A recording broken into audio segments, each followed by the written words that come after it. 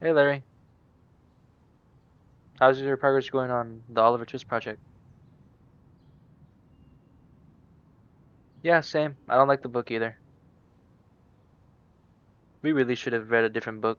I feel like maybe Moby Dick. I wish Pablo and Jason didn't pick this stupid book. Let's just get rid of our books and quit this presentation. I didn't even start on any of it anyway.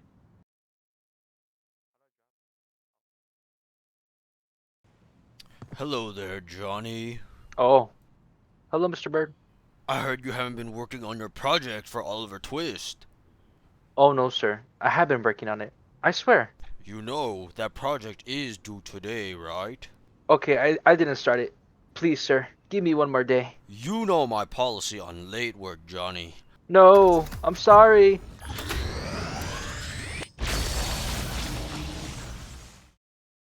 Now, to introduce our question. Some argue that Dickens' novels included many scenes that are irrelevant to the furthering of the plot. Do you believe any of these scenes exist in the novel? Why do you believe they are not important to the overall story? First off, I think it's important for us to address what is the plot of Oliver Twist. Oliver Twist is a novel by Charles Dickens. The story follows the main character, a poor orphan whose name is Oliver Twist, as he is faced with a number of unfortunate events, all of which are a result of his poverty. Oliver struggles to find his identity and rise above the horrible conditions of the lower class. He eventually attempts to leave his poverty-filled life and runs to London. There he is taken care of by a gang of London thieves, aka Fagin and his gang, but refuses to participate in any of their thievery. In the middle of a heist, he ends up injured and left to die. An upper-class family takes him in, more specifically, Mr. Giles and Rose Maylie, but Fagin and his gang and a mysterious character named Monks continue to pursue him. Oliver's life finally starts to turn around, while Fagin and his gang of thieves get the short end of the stick. To better visualize this, we drew out a roadmap of all the events in Oliver Twist that are part of the important plot, and we'll talk about each one. So here we have a short and very brief Oliver Twist plot roadmap.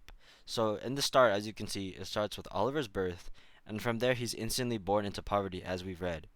And it's, I know that we jump from poverty to running to London because all that stuff. I think it is. We think it is necessary, but this is a very short and brief roadmap. So Oliver, after his poverty struggles and his birth, he runs over to London and he meets Fagin and his gang. Specifically, he meets the Dodger first, and when he meets the gang, they teach him about thievery and all that. And we know Oliver is a really good person, and he doesn't want to steal from people. And he even gets caught, and he gets in trouble with the Mr. Fang, or not the Judge Fang. And after all that, Oliver gets sent on with Sykes and Crackett. I think Crackett. He gets sent with somebody. Oliver gets sent with Sykes and another person. And during that heist, Oliver actually gets shot. And they really only brought Oliver because he was really skinny and really small, so he could have fit through the small gaps. And when they caught Oliver, they shot him. They shot him on the arm, and they left Oliver to die in a ditch. They just ran away. Sykes and the other person just ran away. But when Oliver wakes up, he goes back to them because, well, he's hurting, he's dying. If he doesn't do anything, he's just gonna die. So he ironically goes back to the people who shot him, and they basically save his life, which is the other part. Oliver lives and gets taken in by the people who shot him, and the people that take him in is Giles. There's a lot of people. There's Giles, Rose, all that entire group of people. And then with those people, he lives a nice life, a very nice life, similar to Mr. Brownlow, which is like the first nice life or nice living condition he's had before.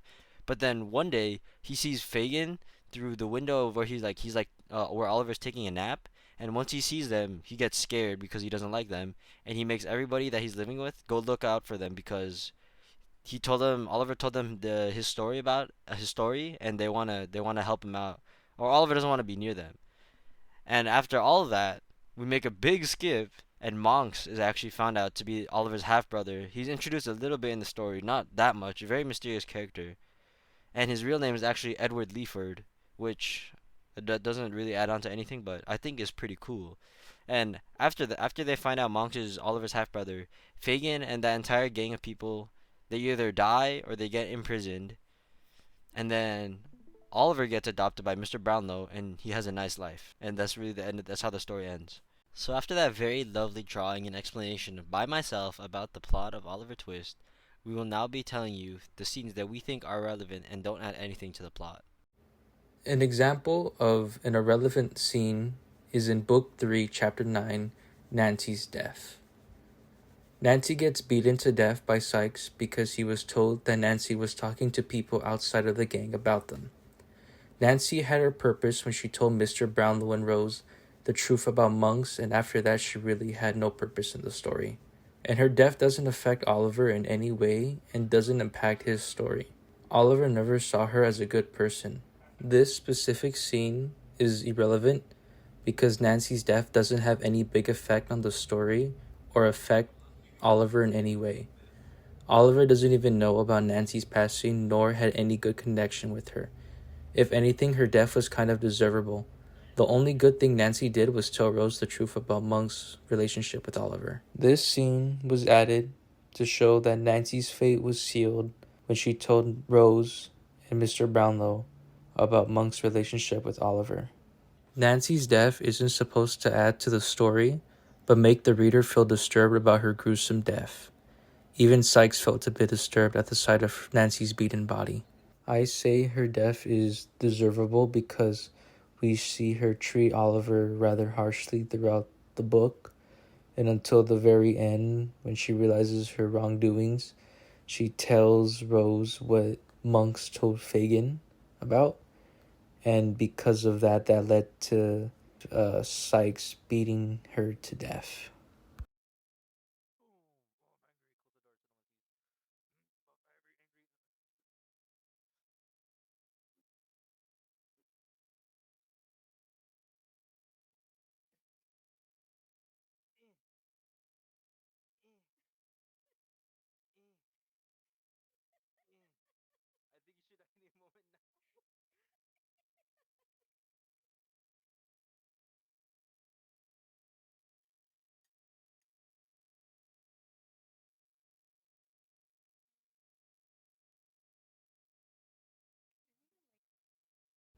Another scene that is irrelevant is in Chapter 3, Book 1. In Chapter 3, we see that Mr. Gamfield wants to take Oliver and put him as his chimney cleaner because he's small, and even Mr. Bumble threatens Oliver because he wants Mr. Gamfield to have him.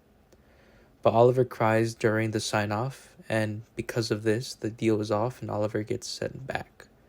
This whole part of the chapter does nothing for the story because this doesn't affect Oliver. What's the point of saying something is going to happen, but in the end it doesn't happen? If Oliver was allowed to go with Mr. Gamfield, then this should be included with the plot.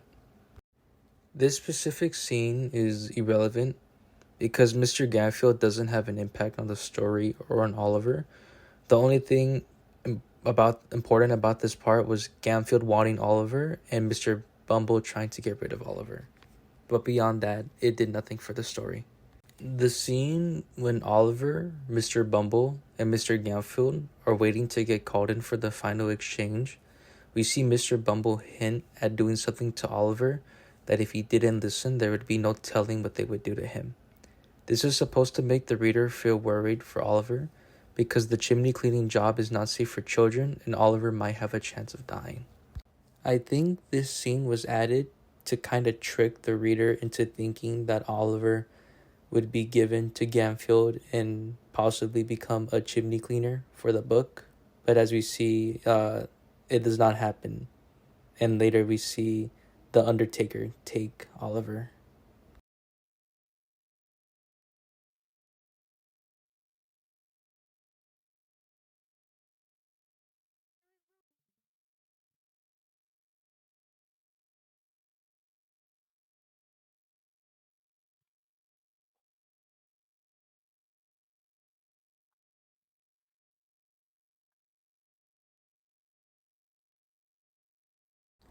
Another example of this is in Book 2, Chapter 5. In Book 2, Chapter 5, we see Mr. Bumble listening to Noah sweet-talk Charlotte and try to kiss her. But Mr. Bumble steps in and basically calls them animals for trying to do that, even though Bumble just did that earlier. This really serves no purpose than showing Noah trying to mess with the daughter of the Sourberries. And this does absolutely nothing for the plot, so I see no purpose in this. This scene also does nothing for the story, doesn't affect Oliver or does anything to affect the story later. The only thing I can kind of see from this is poking fun of Mr. Bumble because he was kissing Miss Corny, and then when he found Noah trying to kiss Charlotte, he just stopped them and just yelled at them for it. I'm guessing this scene was supposed to just poke fun of Mr. Bumble because he was trying to be sweet with Miss Corny, and they made out. But then later when he comes across Noah, the same thing that he did, about to do to Charlotte, just tells him to stop and then yells at them, calls them animals. I find that funny.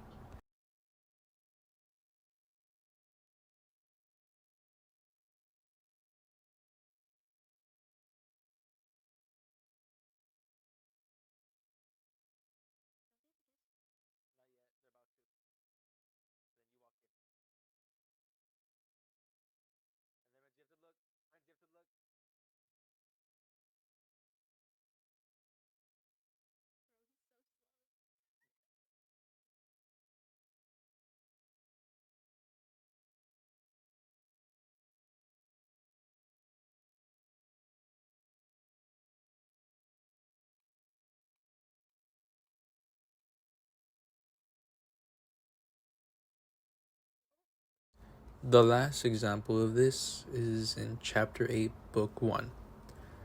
Oliver is on his walk to leaving town, but stops by the workhouse and sees Dick. They both have a moment and kiss each other before Oliver says goodbye and leaves for London. This does nothing for the plot because this doesn't affect Oliver in any way. Oliver does not change in any way, so therefore this exchange was pointless. This is irrelevant because you would think that Oliver getting that kiss from Dick would kind of change him in a way or change his mood, but it really didn't. He went to London still the same. I think this is supposed to make the reader feel a bit sadness as Oliver is leaving, I guess you could say, his hometown, and he says his final goodbyes before he leaves. I think they added this scene because they wanted to show Oliver leaving his hometown on a good note rather than a bad note, because considering what happened before he decided to walk to London.